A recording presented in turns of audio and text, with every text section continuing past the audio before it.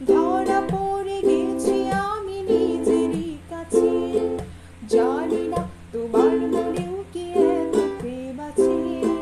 সত্যি যদি হয় বলুক যা বলছে নিন্দুকে, মন্দ করেছে আমাকে এই চোখে।